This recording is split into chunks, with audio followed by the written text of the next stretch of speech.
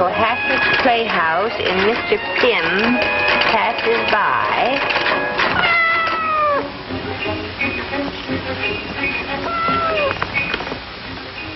Well, I didn't think that was something Mr. Sands had dictated. He's more apt to bark. Who's in here? Nobody. But you were talking to someone, Susie. Meet Mr. Pym. Oh, isn't he cute?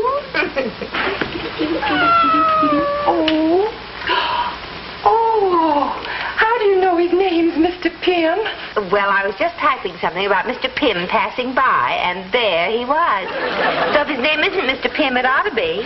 Oh, you're right, Susie. He looks like Mr. Pym. Do you suppose he's lost? I don't know. Are you lost, Mr. Pym? They say it's good luck for a cat to come to your house. Well, this isn't exactly our house, Vi. I know. But, Susie, couldn't we... No, we couldn't. Why not? Cats just take care of themselves. Can you imagine what Mr. Sands would say? Just listen to him purr. Yeah, well, this hurts me more than it hurts you. Come on, baby. Oh, he is purring, isn't he? Come on, sweetie. Now. Goodbye, young man. Oh, suppose he falls off. He wouldn't fall off. Cats are very sure-footed, you know. Good morning, ladies. Don't let me disturb you. Oh, good morning, Mrs. Sands. We were just admiring the view. It's been there for 10 years.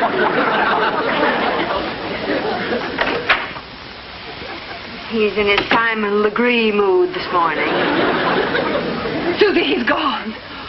Oh, now, Vi, take it easy. You know what they say about cats. They have 9 lives. And we've snuffed out every one of them. I feel like a murderer, a triple murderer. Now, take it easy. Look. Mr. Pym! Oh, Mr. Pym. Mr. Pym, you came back. Oh, Susie, it's an omen. This cat wants us to adopt him. Oh, I think it's the other way around. He's adopting us. All we'd have to do is feed him and give him a place to sleep. Why, he wouldn't give us any trouble at all. No, he wouldn't give us any trouble, but he would. You could ask. Give him his coffee. You always say he's at his best after his first cup of coffee. Oh, I don't even think that would help this morning. He'll just have to take it black today. Uh-oh. To match his mood, no doubt. Oh, kitty, nice, kitty. Come get his milk. Drink his milk like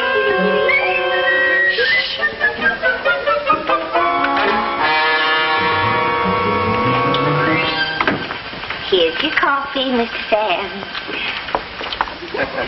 Thank you, Susie. Mr. Sands, do you like cats? I hate them.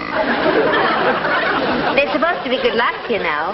Not for me. I just lost a juicy commission because of one. Oh, come on now. I'm not kidding. Edmie Esmond turned down the lead in The Cat's Paw because it has a cat in it. She's allergic to them. Well, that's a pretty silly allergy. So sauerkraut, but a lot of people have it. But you ought to do something about it. She does. She stays away from cats. Oh. Mr. Sands, do you mind if I ask you an if question? An if question? Well, here's my question. Suppose Sylvia, you know my friend Sylvia? Yes, I know your friend Sylvia. Well, suppose Sylvia found a cat, a perfectly beautiful cat, and she wanted to keep it in the office. Not forever, of course, but until she decided what to do with it. If you were Sylvia's boss, Mr. Goose, what would you do about it? Well, if I were Sylvia's employer, Mr. Guth, I would tell Sylvia that it's against the building regulations to have a cat in there, and that anyway a cat has no business in a business office. But then you're not Mr. Guth, are you? You're much more intelligent and understanding and kind-hearted. Susie, when you talk like that, you have either done something or you want something. Which is it? Oh, neither one, Mr. Sands. I just deem it a good secretary's duty to respect and admire her employer. But I can see it's not reciprocal.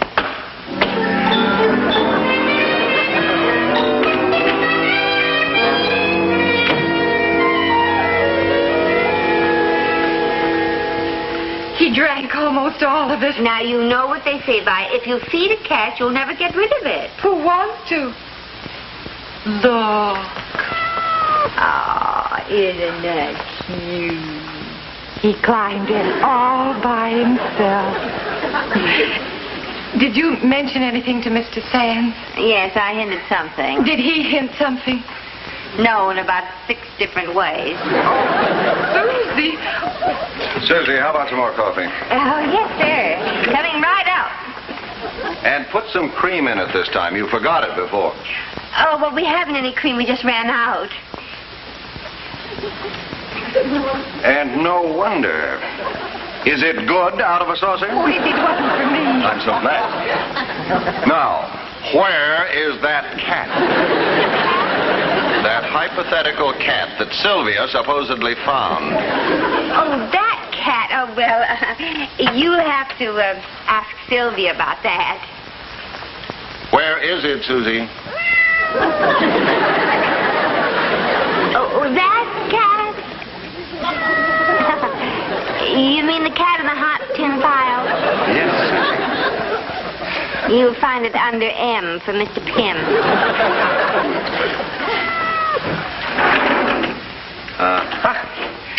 And now you will put it under O for out. Out, but quick. We put it out once, but it came right back. Then take it to the pound. It won't come back from there. Take Mr. Pym to the pound. Mr. Pym. I know you don't like cats, Mr. Pym, Mr. Sands, but perhaps you don't realize that in Egypt cats are considered sacred. And in India, cows are considered sacred, but that doesn't mean I have to keep one in my office. Well, it'll keep you from running out of cream. Get that cat out of here. Yes, sir, but don't blame me if we have all kinds of bad luck around here. I will take that chance. Susie, what do they do with them at the pound? Oh, they just keep them for a little while and try to find a good home for them. And if they don't? Well, I'd take him home, but my landlord doesn't even allow children. Yeah, it's the same with mine. He wouldn't even allow people if he didn't have to. Bye. Get me Mr. Sands' suitcase in my closet.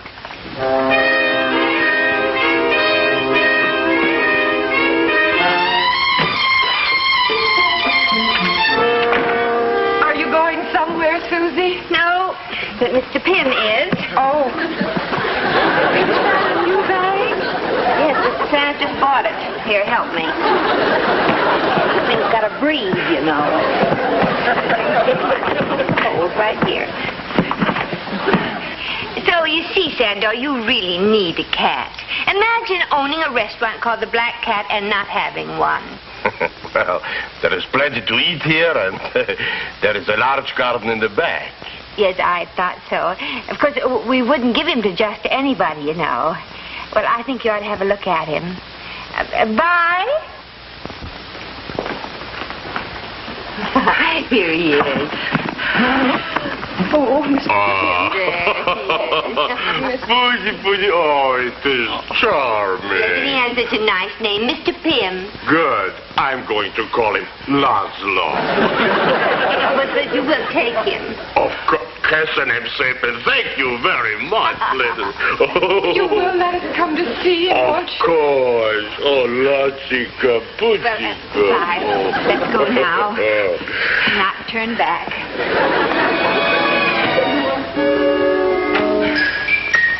Doesn't it have an empty feeling? Well, we just had that little cat for such a short time. I just can't forget him. And getting a book on cats won't help you forget him. Cats Are People by Sigmund Hoffner. And they are, too. There's a theory that famous personages come back to the earth in the form of cats. I think I know a couple.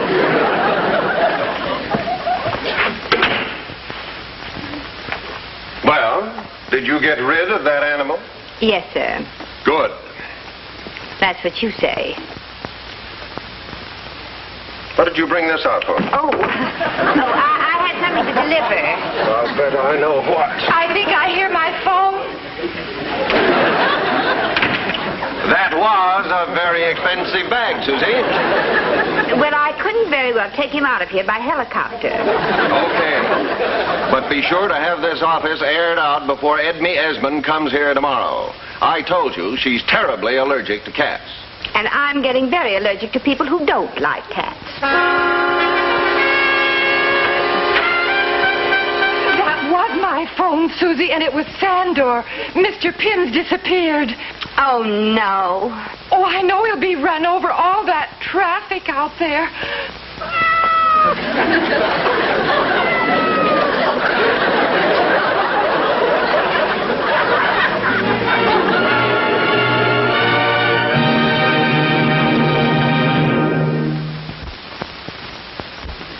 Come on, guys. Come on, baby. Here. Uh-oh, here's the boss. Good morning, Mr. Sands. Good morning, Brian. Good morning, Susie. Good morning, Mr. Sands. I thought I'd get in early this morning, but you seem to have gotten in even earlier. Are you feeling all right? Mr. Sands, that kind of sarcasm is very easy.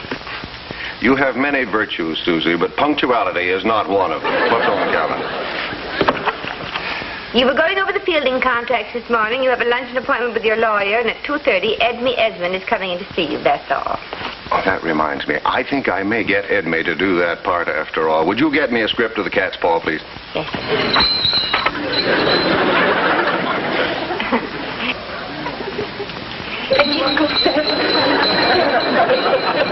My grandmother always used to sing that. Did she ring every hour on the hour? Thank you.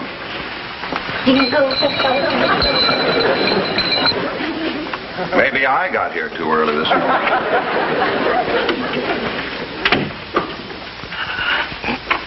Susie! Shh! The cat woman's here. The what woman? Well, you know, the one you told me was allergic to them. Oh, no. Edme Esmond? Well, what's she doing here now? Forward till I get the kitty out of the way.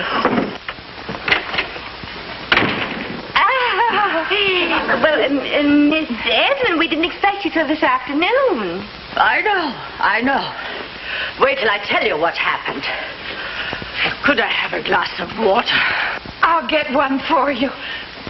Are you all right? Well, you see, I was on a bus, and this woman sitting next to me was carrying one of those large canvas bags. You know, the kind they carry animals in? Yes. Well, I had this funny feeling. And I looked and I saw that she was carrying a cat in that bag. Oh, no. I just had strength enough to stagger off the bus and toss her up here. I'm sure Peter won't mind my pulling myself together here. Oh, of course not. We'll find someplace better for you to pull yourself together. Here, Miss Esmond. Oh, my dear, you saved my life. Oh, there I go again. There isn't a cat around here by any chance. Oh, perish the thought. Come along, my dear, in here.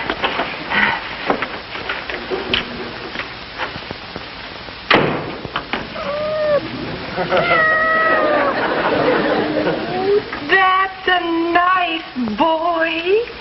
I do hope you won't mind my barging in on you like this, Peter. Of course not, Edme. I understand perfectly. As a matter of fact, I'm glad you're here.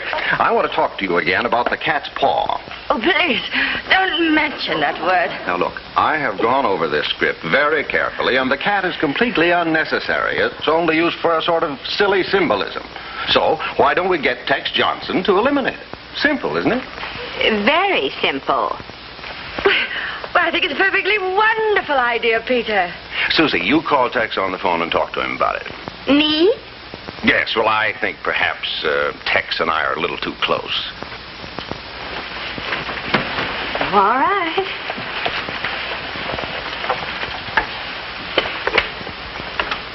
Vi, get me Tex Johnson on the phone. When did you develop this allergy to cats, Miss Esmond? Oh, I remember exactly. It was right after I got out of dramatic school. And this other girl and I... Gwen Yerrick was her name. We were up for the same role. And then it was my turn to read. A large yellow cat brushed my legs. I became violently ill. Oh, yes, and naturally the Yarrick girl got the part. Naturally. She made a play for the producer. The cat. Hello? Oh, Mr. Johnson. This is Susan McNamara, Mr. Peter Sands' secretary. Mr. Sands asked me to call you about one of our clients, Miss Edme Esmond. Yes. Well, you know, she isn't particularly fond of cats. And if you would consent to eliminate the cat, she would... Mr. Johnson? Yes, I'll be sure to tell her. Mm-hmm. Well, thank you very much, Mr. Johnson. It's been an education talking to you. Bye. Well, what did he say?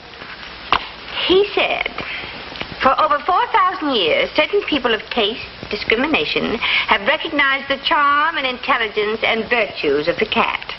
Baudelaire wrote poems to cats, Goya painted them, and Gautier wrote a book about them.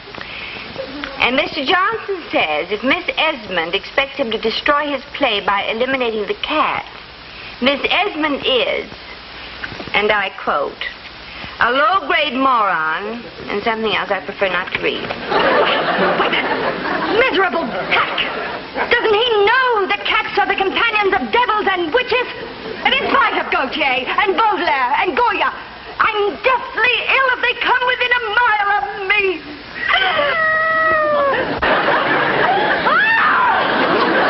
I'm in a nest of murderers. Believe me, Ed, I had nothing to do with it. You get out of here! Look, get that out. So sorry. Get that cat out of here. You'll hear from me in the morning, Edby, when you're feeling better. And you'll hear from me. Naturally, I shall not keep you on as my agent. I won't know until tomorrow how much I can sue you for.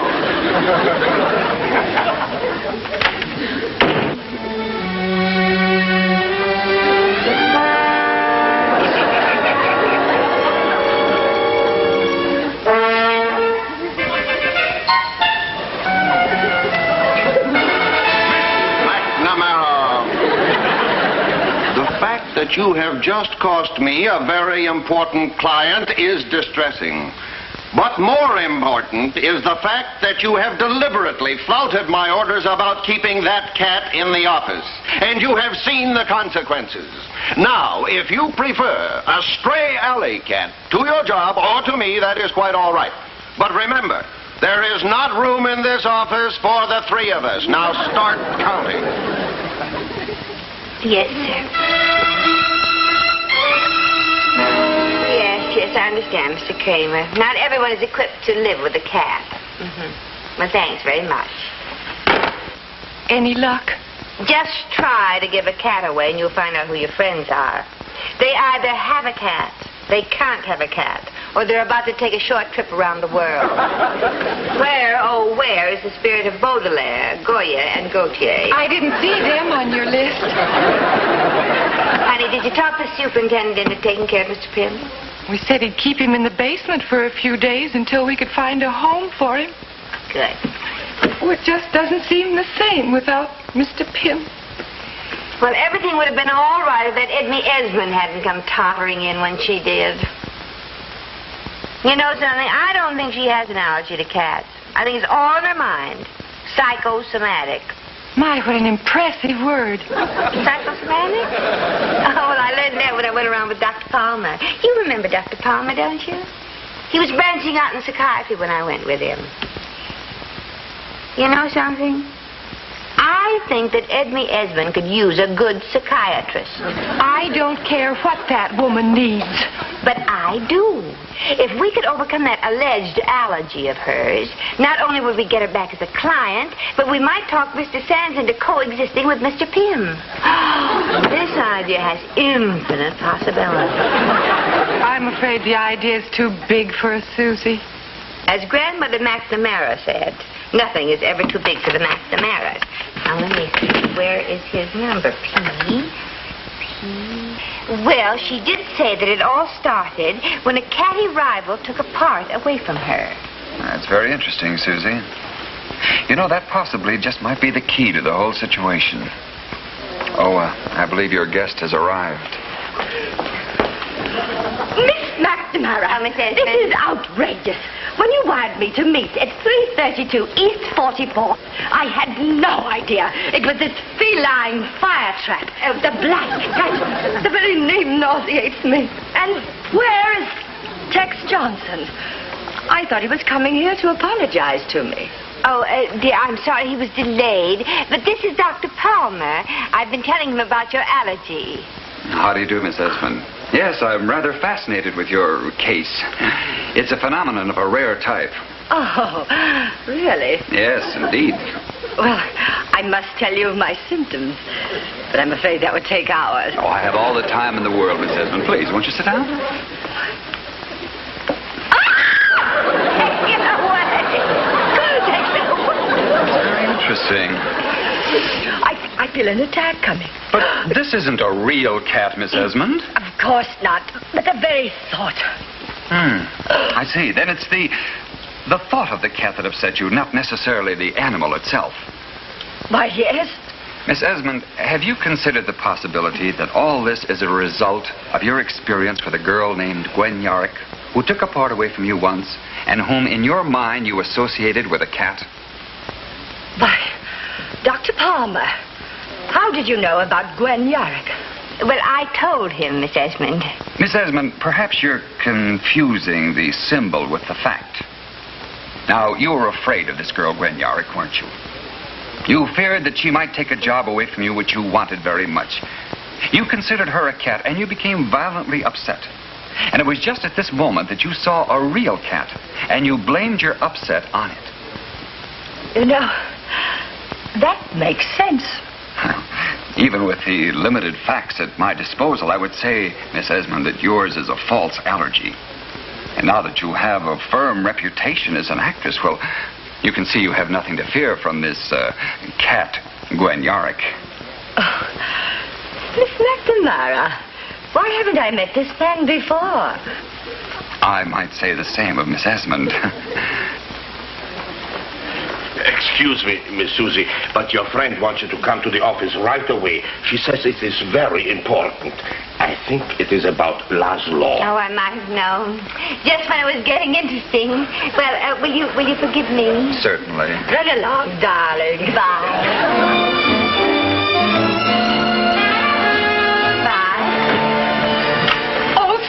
Wait till I tell you. I know. Mr. Pym has escaped from the basement. But that isn't all. Go on. Go on. Go on. And he's back in his bed. And wait till you see why. I guess we made a mistake. But what a wonderful mistake. Oh, Susie. Oh. Just think. We're grandmothers. What is going on?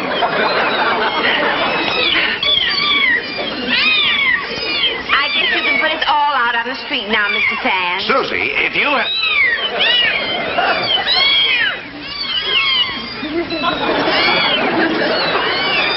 Gosh. Here. Take it. Hello. Oh, yes, Miss Esmond. Really? Oh, that's wonderful. I'll tell Mr. Sands right away. How many are there? 6. Mr. Sands, that was Edna Esmond. She just spoke to Tex Johnson and accepted that part. But her allergy. Well, a friend of mine talked her out of that. And she says she wants to use our cat for the lead in the play. He brought her luck. Oh, Susie.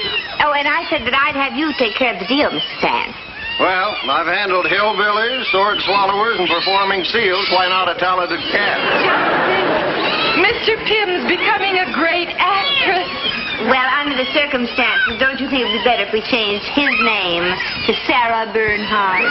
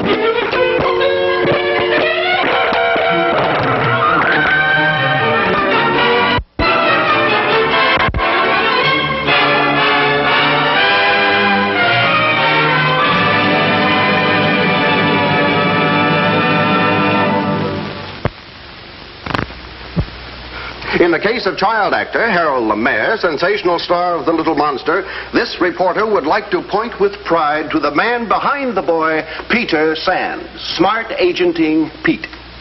And now the girl behind the man behind the boy is going to get behind the stake. Is that all, Miss McNamara? No, I might have a shrimp cocktail and a piece of pie.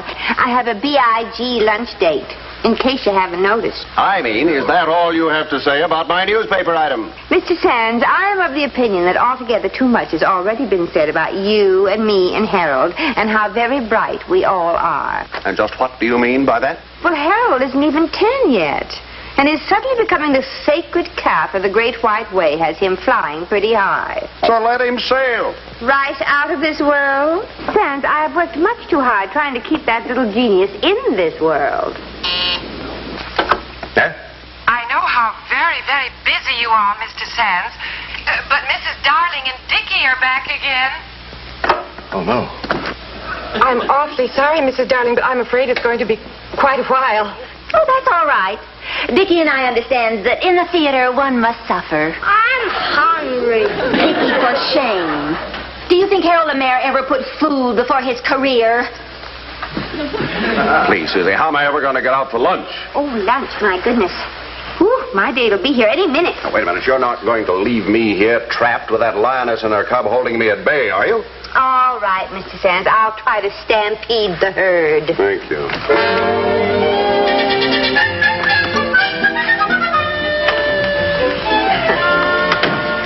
Mrs. Darling. Oh, Miss McNamara. Dickie, say hello to Miss McNamara. Hello, Dickie. I hope we're not keeping you awake. He's a little tired today. Well, that wad of gum would wear anybody down. Come on, darling. Recite Hiawatha for Miss McNamara. Well, no, thank you, Mrs. Darling. We sailed down to Gitche Gumee the last time you were here, remember? And sank. Miss McNamara, my Dickie's just another Harold Lemaire. That's what he is. Another Harold Lemaire? In the same generation? I think that's highly improbable. Harold. The one and only. Are you ready to dine, Miss McNamara? Dickie, look. It's Harold Lemaire. It's really him. It is really he.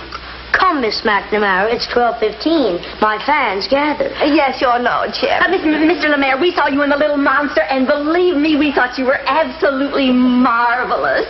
Why shouldn't I believe you? Yours is the usual reaction. Well, now let's all ride down in the elevator together. Won't that be fun? Dickie, we're going to ride on an elevator with Yes. Mr. Lemaire. Now, Dickie, go ahead. You make it. Go on, Mrs. Darling. Tell Minnie Mouse that the cat is gone. What? Oh. Age before actors, girls before boys. Oh, Miss McNamara, sometimes you forget just who I am. Oh, no, I don't. You're Harold Lemaire, boy actor, and I'm your date. Well, come on, date. I'm starved. 2 menus, 2 autographs. There you are, my good man. Thank you, Mr. Lemaire. I'm sorry we've had so many interruptions, Miss McNamara. I hope they didn't spoil your lunch. Oh, nothing spoils my lunch. And the table was all right? Yes, it was pretty sturdy. I meant you liked this section of the room. It's the very best, you know. No, I didn't know. You mean we get the Gulf breeze here or something? No, everybody sees you when you sit here. Oh. Well, in that case, I'd take my elbows off the table if I were you. Susie, you still treat me like a child. Well, do you see how they bowed and scraped when I entered? And didn't you hear that lady say the play would be absolutely nothing without me? Harold, no one person makes a play. A play, like most everything in life, is a group effort. I suppose you think just anyone could do what I do. I didn't say that. You never say how good I am in it either. Well, you never give me a chance to. You always say it first. Looks like Foxy's having some trouble with a kid. I hear the kid's crazy for Foxy. Ben, the kid's 9 years old. What does he know from dames? What he needs is a big brother, a pal, a playmate. For 10% of his salary, oh, what a playmate I could be. What are you doing? Stop drooling, Cagey. You haven't got a chance. Sands got them all signed up. Oh, yeah? Yes, sir. I want you to whip up something special, something with a lot of goo and strawberries and cherries, ice cream. You know what I mean? The works. And present it to Mr. Lemaire with my compliments. Tell him it's from Mr. Michael J. Calhoun, a desperate admirer. Very good, sir.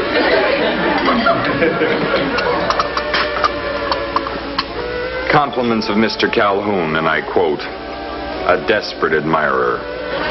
Well, he's desperate, all right.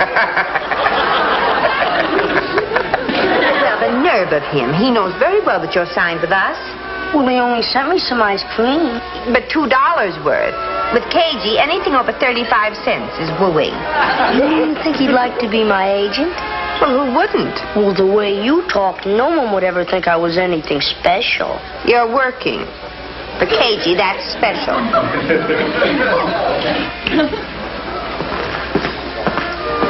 Would you please ask Mr. Calhoun to join us? Yes, sir. Now, listen, Harold, I know this is your party, but... Miss McNamara, you're not afraid for a little old dull, no-talent me to talk to? Little old dull, no-talent Cagey? No. This dialogue I wouldn't miss. Foxy?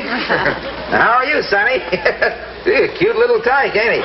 No, Mr. Calhoun, mustn't touch. I don't believe you two have met, Mr. Lemaire, Mr. Calhoun. Yes, indeed. Certainly is a pleasure. You know, I seen you act, Sonny, and believe me, kid, you got it. And we're going to keep it. That Foxy is sharp as ever.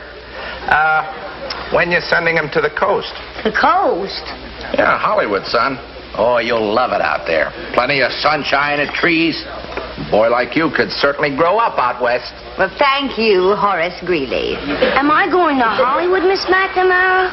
You know, Foxy, I hate to insinuate that you've been a little lax in the handling of Harold's career, but after all, you gotta remember, kids are different from people. Well, now, there's a thought.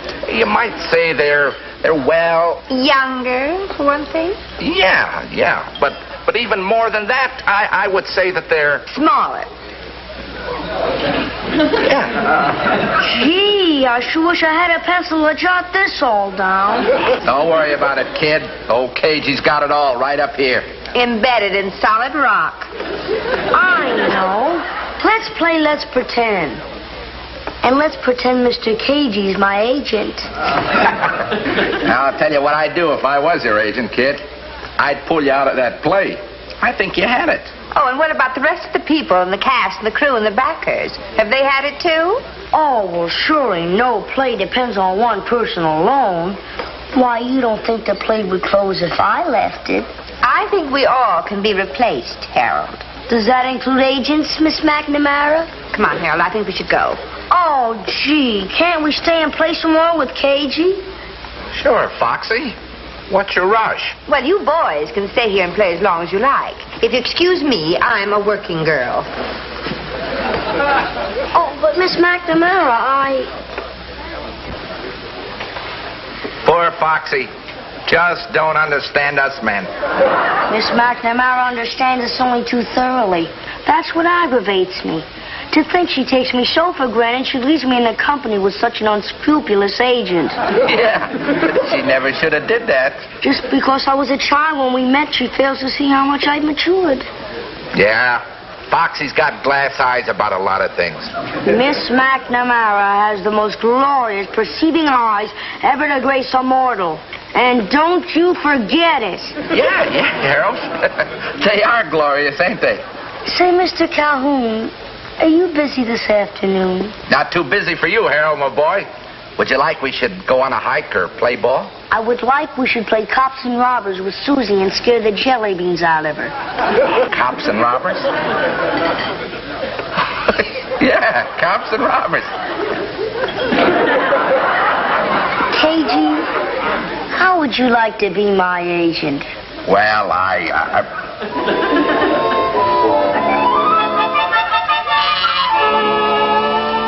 Yes, Bob? Susie, Harold's here. Oh, well, send that young man right in. Cagey Calhoun is with him. Cagey? They want to see Mr. Sands. Oh, well, just a minute. Mr. Sands, Harold is here. Wonderful. Cagey Cagey Calhoun is with him. Cagey Calhoun? In the flesh, Pete, in the flesh.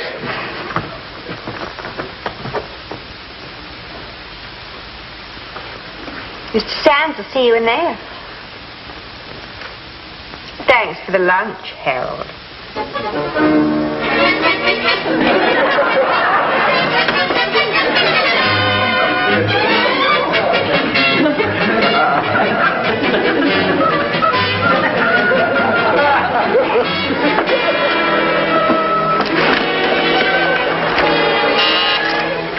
Yes, Mr. Sands. Would you please bring... I'm on my way, boss.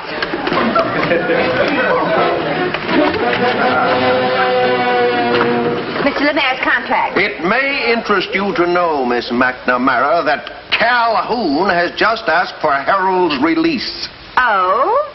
Is that all you have to say, Miss McNamara? Well, it's not all I have to say. Now, you listen to me, young man. You have a contract with me, and if you think for 1 minute that you can break that agreement, you are sadly mistaken. I may not know very much about nuclear fission, Mr. Lemaire, but I know my law. And if you or Calhoun make any steps to break the...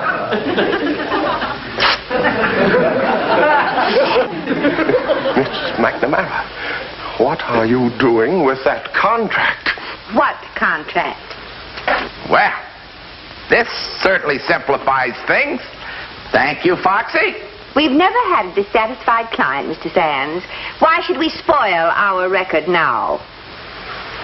But, Miss McNamara, Good day, gentlemen. It certainly is a good day, one of the best days I've had in a long time. Thank you, Foxy, and thank you, Peter. Come on, boy, we're going places. Big places. Drop us a big postcard if you have the time. Bye-de-bye. Goodbye, Harold.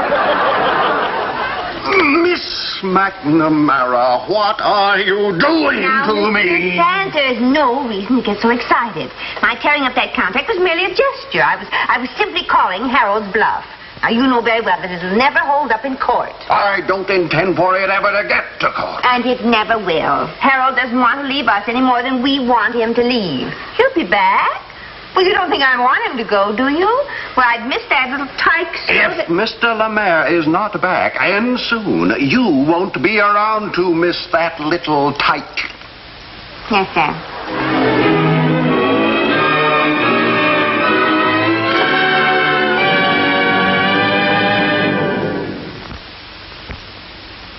But, kid, don't you understand? We got to let them know on the coast what our plans are. I will spell it out for you just once more. Maybe this time your nimble brain will grasp the fact that you cannot let them know my plans because so far I haven't made any. Harold, you're being very difficult. Maybe we ought to give him back to Foxy. Ben. Foxy is pretty foxy. She's probably glad to be rid of him. I hear she's very broken up over my leaving. If she wasn't so darn proud, she'd get down on her hands and knees and beg me to come back. Look, kid, if you're going to be moping about this all the time, why don't you go and see Foxy? Maybe she'll give you another chance. Ben, baby. I should see if she will give me another chance. Ha! That is rich. Why, I wouldn't do that. Would you do it for me? Look, what is all this talk going on here? We're going places, kids, big places with big people. Convertible, swimming pool, sunshine. You have a dime. A dime? Ben, you got a dime? Yeah, that's just what I do have. One dime. Thank you. I've got to call my mother. Ain't that sweet? He's gonna call his mother. Yes, bye. Susie, there's someone on the line wants to speak to you. He says it's Cagey Calhoun. Oh, well, I'll take it. Hello? Hiya there, Foxy. This is Cagey Calhoun. Oh, hello, Cagey. How are you? Great, just great, Foxy. Have you got a cold or something, Cagey? You sound different. I do? Well, as a matter of strict fact, I do have a little cold. It's Harold. Harold? Foxy, the reason I called you was about, About Harold? Yes. I called especially to talk to you about the dear boy. Well, I was very disappointed in the way Harold just picked up and left us after everything we'd done for him.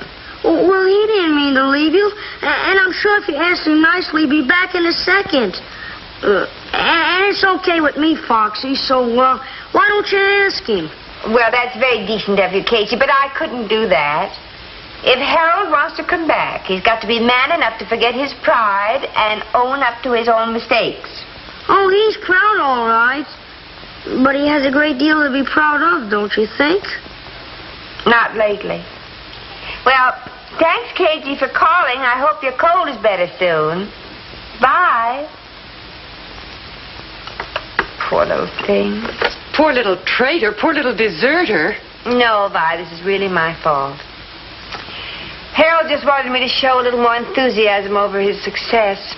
But I was so afraid if I joined the rest of the cheering throng, he'd lose his perspective entirely. And I'm afraid I went too far the other way. He does think the world of you, Susie, and I guess he wants you more than anyone else to be proud of him. Yes, but he's got to come back here of his own free will. Susie, it's not going to be easy to get a child like that to put his tail between his legs and come crawling home. No? Well, then we have to make it easy for him. Some way that won't be embarrassing to him. Now, what can I do? Bye. I want you to call Mrs. Darling and tell her to send Dickie up to see me tomorrow around 1 o'clock and tell her not to come. Dickie, darling, but Susie, whatever you're going to do, he can't act. I know it. That's exactly why I want him. Now, tell her I want Dickie to play a very special part and he'll be very well paid for it. Hello, Mrs. Lemaire? Is Harold there? This is Susie McNamara. Oh, well, would you ask him to come in and see me tomorrow around 1 o'clock? Yes, I'd like to talk to him. Fine. Thank you.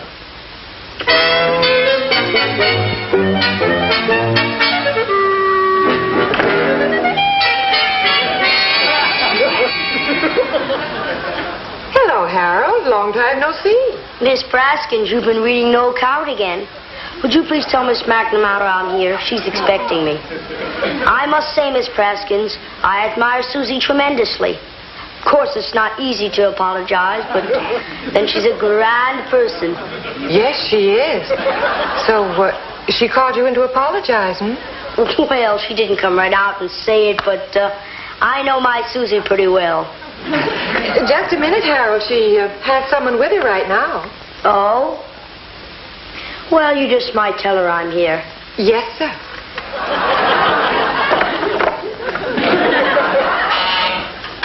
Yes, Vi? Mr. Lemaire to see you. Oh, would you stall him for a few minutes, Vi? Dickie. Dickie. Dickie. Would you mind waiting in Mr. Sand's office a few minutes? He's out. You can study your script in there. Oh, the vitality of youth. Come on now. Now, don't touch anything and try to stay awake. Hurry up, young boy. Come on.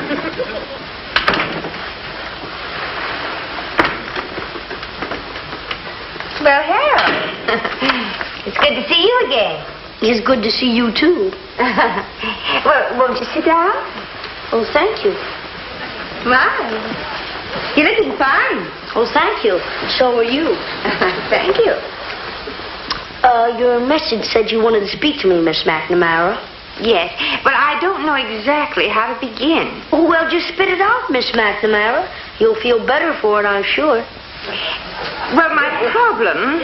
Now, Miss McNamara, we're old friends. Please be at ease. Smoke if you wish. Thank you. Well, Harold, I'd like to ask you something. As a matter of fact, I'd like a favor. A favor? Yes. Although you haven't given notice that you're leaving the play as yet, we've read so much about your proposed trip to Hollywood that we decided it's wise to find a replacement for you.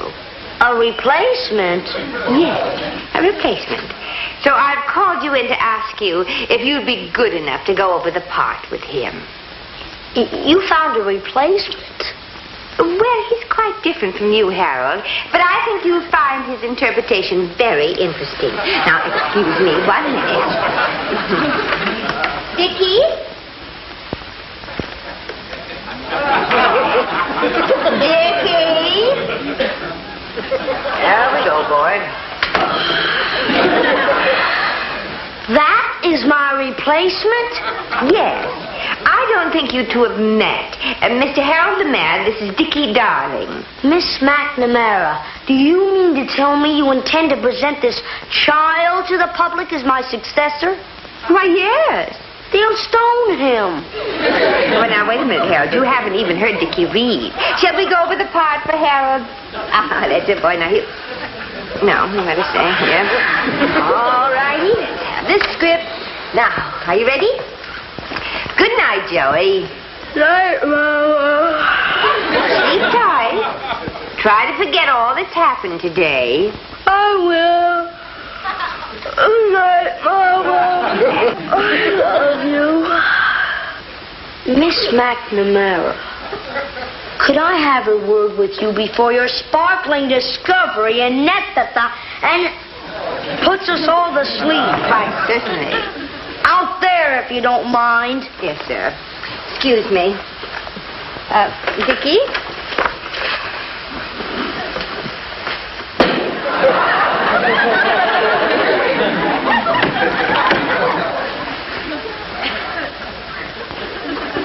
Is that the best you could dig up, Miss McNamara? Well, I know his performance needs work, but that's why I called you. Because I thought you could help him. Me? Well, what do you think I am? You want me to answer that? What's going on here? I thought you and me were going to be pals. And now your mother tells me you're hanging around in the enemy camp all day. Oh, relax, Cagey. I just invited Harold over to meet the little genius who's going to replace him in the show. Huh? Genius indeed. Oh, you found another kid like Harold, Foxy? Oh, no, he's quite different. You know, sort of offbeat. More the relaxed, naturalistic type of that. But you think he's pretty good, huh? Oh, Cagey, I could safely say that Dickie Darling is the most children I've ever met. Well, you're going to let me have a little look at him, aren't you, Foxy? Oh, no, I don't think I could do that, Cagey. Oh, come on, Foxy, you can trust me. After all, I just want a little peek at him. You know, boy geniuses don't grow on trees. I know of one who ought to be swinging from one. Harold. Well, all right, Cagey, okay. I'll let you see him. But now remember, no dirty work. Scout's honor.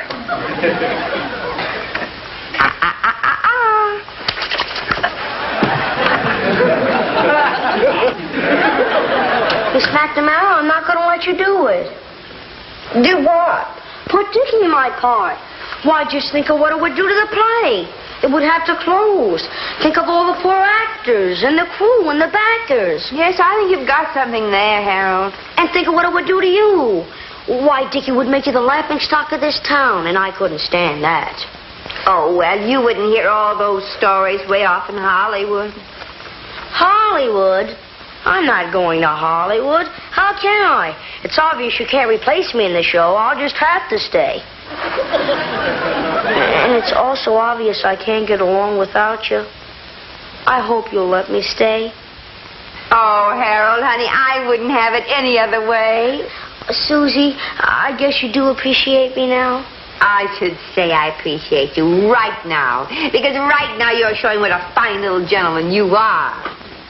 Dickie boy, you and me's going to be real pals. That's what a growing boy like you needs, a pal, not an agent. Oh, we're going to play baseball and football, go on hikes, eat hot dogs. Now there's a combination.